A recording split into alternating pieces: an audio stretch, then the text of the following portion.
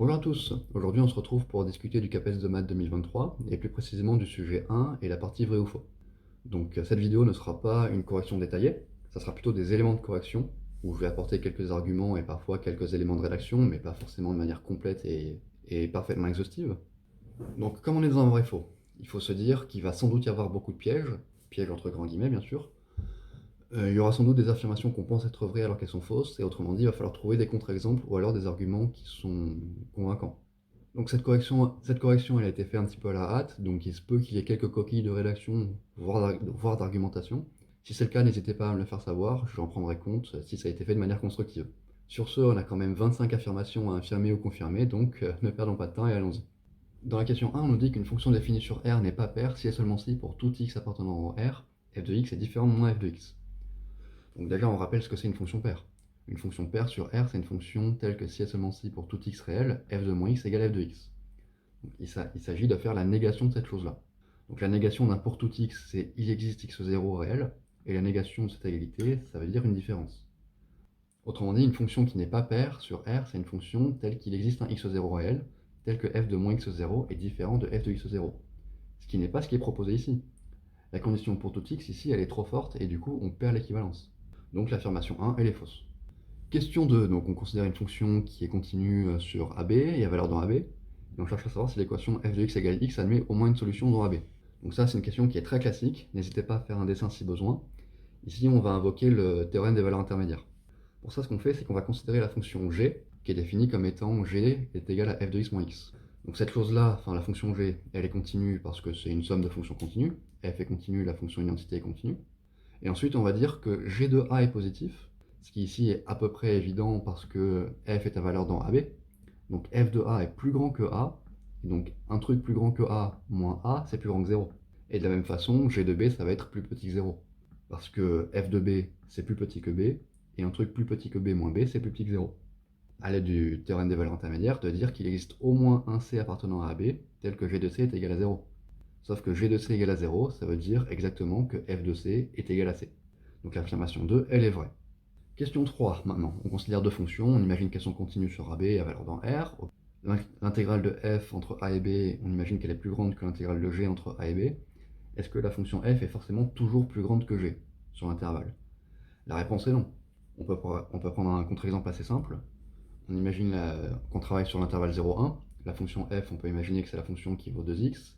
La fonction g, c'est la fonction constante qui vaut toujours 0,5. Donc ça, les calculs d'intégrale, normalement, ils sont assez faciles. Moi, je ne les ai pas détaillés, vous, il aurait fallu. Donc l'intégrale de f entre 0 et 1, ça vaut bien 1. Et l'intégrale de g entre 0 et 1, ça vaut 0,5. Donc on a bien notre condition initiale que l'intégrale de f est plus grande que l'intégrale de g. Par contre, f n'est pas toujours plus grande que g. Par exemple, entre 0 et 1 quart, c'est g qui est plus grande que f. Autrement dit, cette affirmation, elle est fausse. Allez, question 4. Donc si la moyenne d'une fonction continue est nulle sur l'intervalle, la fonction est-elle forcément nulle sur l'intervalle? Bah non. Un contre-exemple évident, c'est la fonction sinus ou cosinus sur l'intervalle 0,2π. Je pense qu'on comprend que la valeur moyenne de cette fonction sur 0,2π c'est 0, par contre la fonction sinus elle n'est pas identiquement nulle. Donc la question 4 elle est forcément fausse. Question 5, donc on nous propose une équation différentielle et on nous dit que cette chose-là c'est les seules solutions. Bah il s'avère que non. En fait, cette équation différentielle elle est d'ordre 2 et apparemment dans l'équation homogène il manque une solution. Donc ce qu'on va faire ici, c'est que comme je sais que les équations différentielles, c'est quelque chose qui est parfois oublié par les élèves et par les candidats en reconversion, on va revoir comment on fait ça. Donc premièrement, ce qu'on fait, c'est qu'on essaie de trouver une solution particulière. Ici, on va essayer de trouver une solution particulière qui est constante parce que le second membre, il est constant. Donc la solution particulière, je pense qu'on arrive à voir que c'est 1 assez facilement. Parce que 2 fois 1, ça donne 2. La dérivée de 1, ça donne 0. La dérivée de seconde de 1, ça donne 0. Donc la solution particulière, c'est la fonction constante qui vaut 1. Essayons de voir maintenant comment on fait pour trouver les solutions homogènes. Pour trouver les solutions homogènes, il faut d'abord résoudre l'équation caractéristique. L'équation caractéristique, on prend l'équation différentielle. Dès qu'on a une dérivée seconde, on va mettre r au carré. Dès qu'on a une dérivée simple, on va mettre r tout seul.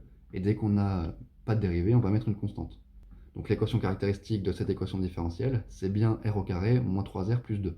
On cherche à savoir quand est-ce que c'est égal à 0. Donc c'est un trinôme du second degré et il faut trouver ses racines. Assez simple, on peut factoriser, on voit que ça fait r-2 fois r-1. Et les solutions, elles sont assez évidentes, ça vaut 1 et 2. Donc quand on a trouvé ces racines-là, on sait que les solutions homogènes, elles sont de la forme une constante fois exponentielle de la racine fois x, donc autrement dit ici c'est 1 fois x, et ici ce sera 2 fois x. On avait vu que ici on avait la première solution homogène, mais il manquait la deuxième. Et au final, pour trouver toutes les solutions de l'équation différentielle, il suffit de combiner l'équation homogène et la solution particulière. Donc les solutions de cette équation différentielle, elles sont plutôt de cette forme-là, et pas celle-là. Il manquait cette partie-là. Conclusion, la phrase 5, elle est fausse. Question 6. Donc la négation de l'assertion toute suite réelle majorée converge, et il existe des suites réelles minorées qui ne convergent pas. Donc ici, j'ai même pas envie de parler outre mesure, parce que la négation de majorée, c'est pas être minoré. La négation de majorée, c'est ne pas être majoré. Faites un dessin et vous comprendrez que c'est pas la même chose. Donc en fait, cette phrase-là qui est proposée, ça peut pas être la négation, c'est tout de suite foutu. Donc rien qu'avec cet argument, on dit que la question 6, elle est fausse. Question 7, on nous propose une suite définie sur n, donc c'est cette expression-là, et on veut savoir si la suite converge, et si elle converge, est-ce qu'elle converge à un nombre qui est plus grand que 1. Donc ce qu'on peut voir, c'est que la suite un, c'est la somme des termes d'une suite géométrique de premier terme 1 et de raison moins 1 septième. On sait que c'est la somme entre k égale 0 à n de moins 1 septième puissance n, et ça on sait le calculer. Si on prend q égale moins 1 septième, c'est 1 moins q puissance n plus 1 sur 1 moins q. Donc on sait l'exprimer. Maintenant la question c'est est-ce que ça converge, et si oui, vers quoi? Qu'est-ce qui dépend de n ici? C'est uniquement le moins 1 septième puissance n plus 1. Sauf qu'on sait que cette chose-là tend vers 0. Donc j'ai mis n au lieu de n plus 1, mais c'est la même chose. Hein. Donc cette chose-là tend vers 0 parce que moins 1 septième est compris strictement entre moins 1 et 1. L'ensemble va tendre vers 1 divisé par 1 moins moins 1 septième, qui tout calcul fait donne 7 huitièmes. Donc cette suite, la suite un, elle converge, mais elle converge vers 7 huitièmes qui n'est pas strictement plus grand que 1. Donc l'affirmation 7, elle est fausse. Question 8, donc on nous donne un petit contexte. Donc on a un cycliste qui parcourt 40 km une première semaine, et chaque semaine il parcourt 5 km de plus.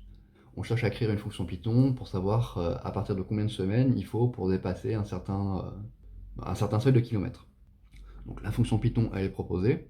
La question c'est, est-ce que cette fonction Python, elle est compatible avec l'énoncé? La réponse est non, parce que si on prend U, U ça représente le nombre de kilomètres parcourus à la semaine K. Sauf qu'on voit que U n'est jamais incrémenté. À chaque fois, la somme devient la somme plus U plus 5, sauf que U ne bouge jamais. Autrement dit, U est toujours égal à 40. Et on ne prend pas en compte le fait qu'il parcourra 5 km de plus chaque semaine. Ce qu'il aurait fallu faire pour que la fonction soit juste, à la place de la ligne 7, il aurait fallu écrire U égale U plus 5. Autrement dit, on incrémente de 5 le nombre de kilomètres par semaine. Et ensuite, on dit que la somme est égale à la somme d'avant plus U. Et là, ça aurait été bon. Par contre, là, écrit comme ça, l'affirmation 8, elle n'est pas bonne. Question 9. Donc on nous donne une implication. Donc on rappelle que l'implication, c'est la forme P implique Q. Donc ici, P, ça serait ABC est un triangle rectangle en A, Q, ça serait AB au carré plus AC au carré égale BC au carré. Donc on rappelle que la réciproque de cette chose-là, c'est Q implique P, et que la contraposée de cette chose-là, c'est non Q implique non P. Donc ce qui est proposé ici, on voit assez facilement que c'est de la forme Q implique P, et c'est pas de la forme non Q implique non P. Donc la phrase qui est proposée, c'est la réciproque de ce qu'il y avait avant, et c'est pas la contraposée. Donc c'est faux. Question 10. Donc on se place dans un plan vectoriel, on imagine qu'on a un produit scalaire. A priori, c'est pas le produit scalaire naturel, c'est un produit scalaire quelconque. On prend deux vecteurs du plan et on imagine que leurs normes sont égales. On se pose la question de savoir si les vecteurs x plus y et x moins y sont orthogonaux. Donc là, on n'a pas trop le choix, il va falloir essayer de faire le produit scalaire entre x plus y et x moins y et voir s'il est nul ou pas. Et on va devoir utiliser cette notation-là, parce qu'a priori, on n'a pas accès à un produit scalaire naturel. Le produit scalaire entre x plus y et x moins y, c'est égal à cette chose-là par bilinéarité du produit scalaire. Autrement dit, on a cassé ce produit scalaire en 4 petits produits scalaires. Celui-là, il vaut norme de x au carré, celui-là, il vaut norme de y au carré, enfin moins norme de y au carré, sauf qu'on sait que norme de x est égal à norme de y. Donc le terme tout à gauche et le terme tout à droite, ils se neutralisent. Il reste plus que ce qu'il y a au milieu. Donc maintenant, le produit scalaire entre y et x, c'est égal au produit scalaire entre x et y, parce qu'un produit scalaire, c'est symétrique. Donc autrement dit, on a cette chose-là moins la même chose, ça donne bien 0. Autrement dit, ce produit scalaire-là est nul. Autrement dit, les vecteurs x plus y et x moins y, ils sont orthogonaux. Donc question 11, on se place toujours dans un plan vectoriel, on a toujours un produit scalaire qui n'est pas défini, donc un produit scalaire quelconque, et on imagine que pour tout vecteur x, y, z du plan, on imagine qu'on a toujours cette égalité. On essaie de voir si ça implique le fait que x est égal à y. Donc on va prendre deux vecteurs x et y du plan, tels que pour tout z dans P, cette égalité est vraie. Donc a priori, on a un petit peu de mal à voir comment on avance. Donc ce qu'on va faire, c'est qu'on va tout mettre d'un côté, parce que moi j'aime bien avoir un produit scalaire nul. Autrement dit, je fais passer ce terme-là à gauche, et ensuite par linéarité du produit scalaire à gauche, on peut dire que ça représente ce produit scalaire-là. Autrement dit, cette chose-là est équivalente à dire que ce produit scalaire-là est nul. Donc pour qu'un produit scalaire est nul, il y a plusieurs solutions. Soit un des deux vecteurs est nul, soit les deux vecteurs sont orthogonaux. Donc a priori, on se dit qu'on est un peu coincé. Sauf que non, on n'est pas coincé, parce que cette égalité, elle doit être vraie pour tout z de P. Donc en fait, on peut trouver un vecteur z on peut trouver un vecteur z qui n'est pas nul, et tel que ces deux vecteurs-là ne sont pas orthogonaux. Parce que forcément, dans un plan, je peux trouver un vecteur z qui n'est pas orthogonal à ce vecteur-là. Autrement dit, ils ne sont pas orthogonaux et le vecteur z il n'est pas nul. La seule solution, c'est que ce vecteur-là, x moins y, soit nul. X moins y est nul, ça veut dire que x égale y. Autrement dit, l'affirmation, elle est vraie. Question 12. On se place dans un plan affine, ok, on donne des points de coordonnées, et on va savoir si la médiatrice de AC a cette équation-là. Donc là, ce qu'on peut faire, c'est qu'on peut faire un petit dessin déjà pour visualiser. Donc si on a un vecteur AC, la médiatrice, elle sera définie comme étant la droite bleue en pointillé, où I c'est le milieu du point ASC, où I c'est le milieu du segment AC, et la droite bleue, elle passe par ce milieu et elle est orthogonale au segment AC. Donc pour trouver l'équation d'une droite, on a besoin d'un vecteur normal et d'un point de la droite. Donc ici, ça sera le point I et un vecteur normal de la droite bleue. On comprend que c'est le vecteur AC. Le vecteur AC, on peut le calculer assez facilement, ça vaut 9, 3. Le point I, il a pour coordonnées 0,5, 2,5. Ça, c'est pas compliqué, je prends les coordonnées des points. Hein. Donc je sais qu'une équation cartésienne de la droite, elle s'écrit sous cette forme-là. 9x plus 3y plus d égale 0. Donc d, c'est un nombre réel que je vais pouvoir trouver en utilisant le point I. Le problème, c'est que j'ai même pas besoin de faire ça. Parce que la solution, on me la propose, elle est de la forme x plus y égale 3. Sauf que moi, ce que j'ai, c'est 9x plus 3y égale plus un truc égale 0. Donc je vais jamais pouvoir aboutir à x plus y. Soit je divise cette chose-là par 9 pour avoir x, mais du coup, j'aurai pas un y, j'en aurai un tiers. Soit je divise cette chose-là par 3 pour avoir un seul y, mais du coup, j'aurai pas un seul x, j'en aurai 3. Donc je sais déjà que j'aurai jamais cette équation-là et que c'est foutu. Donc l'affirmation, elle est fausse.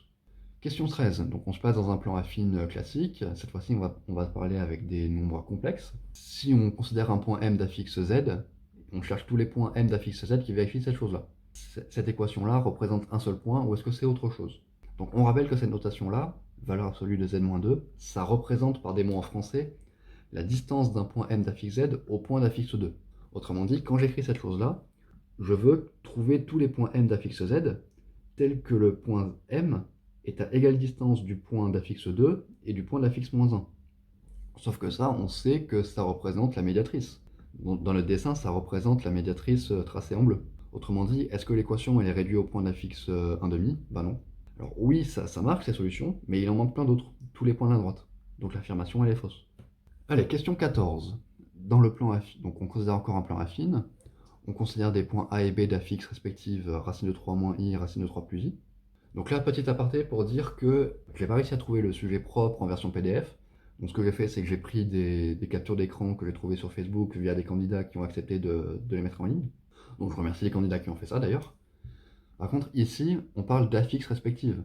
Donc cette chose-là, ça ne représente pas le point A comme c'est écrit, ça représente plutôt ZA. Et là, pareil, ça représente ZB. Attention. Donc on va savoir si l'angle orienté OA OB mesure pi sur 3 modulo de pi. Donc pour ça, ce qu'on fait, c'est on calcule ZB moins ZO divisé par ZA moins ZO. Donc l'affixe de O, c'est 0. Donc autrement dit, ça revient à calculer ZB sur ZA. Autrement dit, racine de 3 plus i sur racine de 3 moins i. Le grand classique de cette chose-là, c'est de multiplier par le complexe conjugué en haut et en bas pour avoir une identité remarquable en bas. Et tout calcul fait, on obtient cette chose-là. Donc 1,5 plus i racine de 3 sur 2. Si ça va trop vite, je vous invite à reprendre le calcul à partir d'ici et de développer tranquillement. Donc on imagine qu'on a effectivement bien ce résultat-là. Cette chose-là, on peut l'écrire comme étant cosinus de pi sur 3 plus i sinus de pi sur 3, parce qu'on connaît notre cercle trigo en gros. Et autrement dit, on trouve bien pi sur 3. Donc c'est bon, l'affirmation est bien vraie. Question 15. On nous donne un plan, on nous donne son équation cartésienne, on nous donne une droite, on nous donne son équation paramétrique. Donc on veut savoir si le plan P et la droite D sont perpendiculaires. Donc là, j'ai fait un petit dessin où je suppose que j'ai un plan P et j'ai une droite D en noir. Donc ici, j'ai fait le dessin de sorte à ce que le plan P et la droite D soient bien perpendiculaires. J'ai pas mis la notation angle droit, mais on imagine qu'elles sont perpendiculaires. Donc on arrive à comprendre que le plan P et la droite D sont perpendiculaires si et seulement si le vecteur normal du plan est collinéaire au vecteur directeur de la droite. Donc c'est ce qu'on va essayer de montrer. Donc avec cette équation de plan et cette équation de droite, j'ai directement accès à un vecteur normal et à un vecteur directeur. Ils sont les suivants. Hein.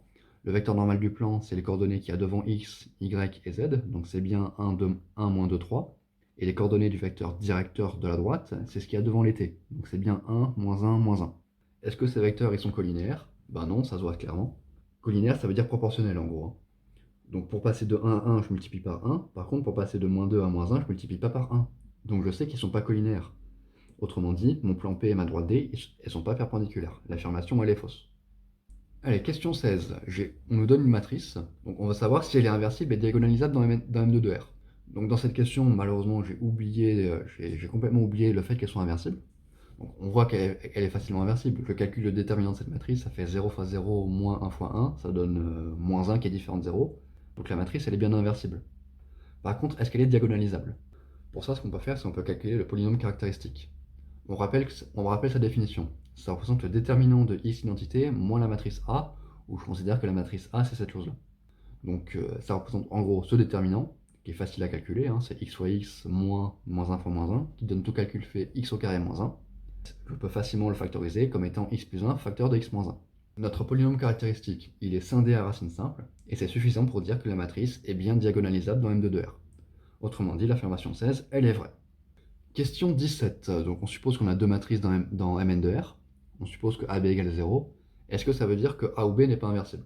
Donc ici, le piège, c'est de dire, ah ben comme j'ai A fois B égale 0, ça veut dire que A égale 0 ou B égale 0. Si vous dites ça, vous êtes bien planté. Ça peut arriver, mais c'est une faute assez grave. Par contre, ce qu'on peut dire, c'est que si j'ai une matrice A et une matrice B telle que leur produit est nul, alors je peux passer au déterminant. Le déterminant de A fois B est égal au déterminant de la matrice nulle. Donc le déterminant de la matrice nulle, ça fait 0. Et par propriété du déterminant, le déterminant de A fois B, c'est égal au déterminant de A fois le déterminant de B. Et ce que j'ai souligné en rouge, c'est plus une équation matricielle, c'est une équation dans R. Et dans R, oui, un produit est nul si et seulement si un des facteurs est nul. Autrement dit, soit le déterminant de A est nul, soit le déterminant de B est nul. Autrement dit, soit la matrice A n'est pas inversible, soit la matrice B n'est pas inversible. Dit comme ça, oui, cette phrase est vraie. Alors, question 18. Donc, on a un grand classique avec les pourcentages. Donc, on a des évolutions successives. Donc, d'abord de 12%, ensuite de 16%, ensuite de 7%. La question, c'est est-ce que l'augmentation totale est de 35%? Autrement dit, est-ce qu'on peut ajouter les pourcentages? Donc, on sait que la réponse est non. Pour ça, ce qu'on fait, c'est on passe par les coefficients multiplicateurs. Donc, d'abord, je multiplie par 1,12, 1,16 et 1,07. Autrement dit, au total, je multiplie par environ 1,39, ce qui correspond à une augmentation d'environ 39%, et du coup pas 35%. Donc l'affirmation elle est fausse, bien sûr, hein. Question 19. Donc là, je vous laisse relire l'énoncé en entier parce qu'il est un petit peu longué. Ici, c'est un gros piège, c'est une belle illustration du paradoxe de Samson. En fait, toute la difficulté ici, c'est la notion qu'elle a traité et qui l'a traité. Ça veut dire que d'une semaine à l'autre, ils ne traitent pas forcément le même nombre d'exercices, et on va voir en quoi c'est important. Par exemple, imaginons que la première semaine, Armel, que je vais appeler A, elle est traitée sans exercice, et que la semaine 2, elle en est traitée 10, alors que Boris, que je vais appeler B, il fait l'inverse, la première semaine, il en traite 10, et la deuxième semaine, il en traite 100. Donc on est d'accord qu'au total, sur les 2 semaines, les 2 élèves ont traité le même nombre d'exercices qui est égal à 110. Donc, en reprenant les pourcentages qui sont donnés, ça veut dire que la première semaine, A, il a réussi 50 exercices, et que la deuxième semaine, il en a réussi 2. Autrement dit, au total, il en a réussi 52. Par contre, l'élève B, la première semaine, il en a réussi 9, et la deuxième semaine, il en a réussi 40. Donc au total, il en a réussi 49. Autrement dit, au total, l'élève A, il en a réussi 52 sur 110, alors qu'au total, l'élève B, il en a réussi 49 sur 110. Autrement dit, l'élève A, on a réussi plus que l'élève B, en termes de pourcentage. Et du coup, c'est effectivement très contre-intuitif, mais la phrase qui est proposée, elle est fausse. Question 20, donc un peu d'arithmétique. On imagine que n c'est un entier naturel. Est-ce que n au cube moins n est pair? Donc là, on peut faire une disjonction de cas, ce qui est fait sous la forme d'un tableau. Soit n est pair, soit il est impair. Ça se dit en termes de congruence modulo 2. Si je suis congru à 0 modulo 2, ça veut dire que n est pair, sinon ça veut dire que n est impair. Donc imaginons que n soit congru à 0 modulo 2. Ça veut dire que n au cube est congru à 0 modulo 2. Et en faisant la différence entre n au cube et n, 0 moins 0, ça fait 0. Autrement dit, dans le premier cas, ça veut dire que n au cube moins n est pair. Si n est impair, alors n au cube est impair, et donc quand je fais la différence en termes de congruence, 1 moins 1 ça donne 0 modulo 2. Autrement dit, dans le deuxième cas, n au cube moins n est aussi pair. On a fait tous les cas possibles, autrement dit, pour tout n entier naturel, n au cube moins n est pair, la phrase est vraie. Ok, donc cette fois-ci, on nous donne un entier relatif, un entier naturel, ok, donc peu importe. Et on dit, si x au carré est congru à 9 modulo n, alors x est congru à 3 modulo n, ou x est congru à moins 3 modulo n. Donc la question qu'on se pose ici, c'est est-ce que les résultats classiques sur R, est-ce qu'ils marchent dans d'autres exemples, par exemple ici dans Z sur NZ?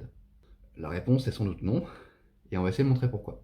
Mais avant de montrer pourquoi, je vais pas essayer de montrer cette phrase-là, parce que essayer de partir de x au carré et trouver des infos sur x, c'est pas évident. Je vais plutôt partir de la contraposée. Donc je vais essayer de prendre un x qui n'est pas congru à 3 modulo n et qui n'est pas congru à moins 3 modulo n, et je vais essayer de trouver un contre-exemple. Autrement dit, je vais essayer de trouver une valeur de x telle que x au carré soit quand même congru à 9 modulo n. Pour ça, on peut prendre l'exemple suivant. Je prends x égale 6 et n égale 27. Donc on est bien d'accord que 6 n'est pas congru à 3 modulo 27 et n'est pas congru à moins 3 modulo 7. Pourtant, x au carré, c'est égal à 36. Et 36, c'est congru à 9 modulo 27. Autrement dit, la contraposée, elle est fausse. Autrement dit, la propriété est fausse. Ok, question 22, on parle maintenant de dénombrement. On dit le nombre de parties d'un ensemble à 10 éléments est égal à 100. Donc si je considère un ensemble à 10 éléments, on va dire carte de E égale 10. Le nombre de parties, ça se note cardinal de P de E, où P de E c'est l'ensemble des parties de E.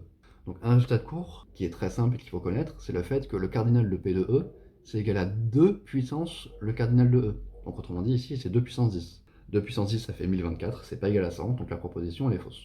Question 23. Donc, on considère n droites dans le plan, qui sont ni parallèles 2 à 2, ni concurrentes 3 à 3. Et on veut savoir si le nombre de triangles obtenus, c'est égal à cette formule-là. Donc quand je prends n égale 3, on comprend qu'en fait, on va obtenir un seul triangle si on fait le dessin, et qu'on prend la formule, ça marche. Donc on peut se dire, est-ce que ça marche pour des n plus grands? On peut essayer. Par exemple, ici, j'ai fait un petit dessin représentatif où j'ai pris 4 droites. Donc on est d'accord que ces 4 droites, elles sont ni 2 à 2 parallèles, ni 3 à 3 concurrentes. Et sur le dessin, on arrive à voir qu'en fait, on obtient 2 triangles, celui-là et celui-là. Cette chose-là n'est pas un triangle, et tout le reste, ça représente des parties non bornées du plan. Donc au final, on n'a bien que 2 triangles. Maintenant, appliquons la formule. Donc 4 fois 3 fois 2 divisé par 6, ça donne 4, qui n'est pas égal à 2. Donc autrement dit, la formule, elle n'est pas bonne. L'affirmation, elle est fausse. Allez, question 24, on y est presque. On fait un peu de proba. Donc on lance un dé à 6 faces équilibré, on choisit un nombre entre 1 et 6. On cherche la probabilité de devoir effectuer au moins 3 lancers pour obtenir le numéro choisi. On cherche à savoir quand est-ce qu'est la première apparition du nombre choisi. Donc allons-y, on note x, la variable aléatoire qui donne le rang de la première apparition du nombre choisi. Et ces choses-là, il faut savoir que ça suit des lois géométriques. Donc autrement dit, ici, x suit une loi géométrique de paramètre 1/6. La probabilité qu'on cherche à calculer ici, c'est p de x supérieur ou égal à 3. Bon, on passe au complémentaire, c'est 1 moins la probabilité d'être plus petit que 2. Être plus petit que 2, ça veut dire, dans notre cas, soit valoir 1, donc ça apparaît en premier, soit valoir 2, ça apparaît au deuxième lancer. Donc apparaître au premier lancer, j'ai une chance sur 6. Et apparaître en premier au deuxième lancer, ça veut dire que le premier lancer est raté, donc j'ai 5 chances sur 6, et qu'ensuite le deuxième lancer est réussi, j'ai une chance sur 6. Donc ce calcul-là, on peut mettre tout sur une même fraction, on trouve au final 25 sur 36, qui est bien égal à 5 au carré sur 6 au carré. L'affirmation est vraie. Dernière question, question 25. Donc on se passe dans un espace probabilisé classique. Est-ce que A et B indépendants est équivalent en fait que A bar et B bar sont indépendants? Donc ce que je vais faire, c'est je vais montrer juste un seul sens. Le deuxième sens, il se montre exactement de la même façon, donc je vais pas le faire, mais ça se montrait exactement de la même façon. Commençons, essayons de faire le sens direct. Donc j'imagine A et B deux événements indépendants. Je vais essayer de calculer P de A bar inter B bar, et mon objectif final, ça va être d'aboutir à cette chose-là. Premièrement, je passe au complémentaire. Donc 1 moins la probabilité du complémentaire de ça. Donc par propriété, on sait que cette chose-là, c'est égal à 1 A union B. Ensuite, on sait que la probabilité de A union B, c'est égal à cette chose-là. Et ensuite, cette probabilité-là, on sait que A et B sont indépendants. Donc ça peut s'écrire P de A fois P de B, parce que A et B sont indépendants. Ensuite, ce que je fais, je factorise ce que je souligne ici par P de B. Ça va me donner P de B facteur de 1 moins P de A. Ensuite, ce que je fais, c'est que je casse la grande parenthèse. Le 1 moins P de A, je le mets ensemble. Et ensuite, je reste le reste ensemble. Donc là, on voit du 1 moins P de A. Là, on voit du 1 moins P de A. Ce qu'on peut faire, c'est qu'on peut factoriser par 1 moins P de A. Donc il me reste 1 moins P de A fois 1 moins P de B. Et au final, 1 moins P de A, c'est bien P de A bar. 1 moins P de B, c'est bien P de B bar. Autrement dit, j'ai bien réussi à montrer que P de A bar inter B bar est égal à P de A bar fois P de B bar. Ça veut dire que A bar et B bar sont indépendants. J'ai bien réussi à montrer le sens direct. La réciproque, en fait, c'est exactement le même calcul où je remplace A bar et B bar par A et B. Je fais le même calcul et à la fin, je vais tomber sur P de A fois P de B. Donc voilà, on a réussi à montrer notre vrai ou faux. Voilà, ce vrai faux est maintenant terminé. N'hésitez pas à me dire ce que vous en avez pensé. Est-ce que c'est allé trop vite ou pas assez? Est-ce que c'était trop détaillé ou pas assez? Tous vos commentaires m'intéressent. N'hésitez pas à me faire savoir si vous voulez d'autres vidéos, d'autres éléments de correction sur d'autres sujets. Merci beaucoup et à bientôt.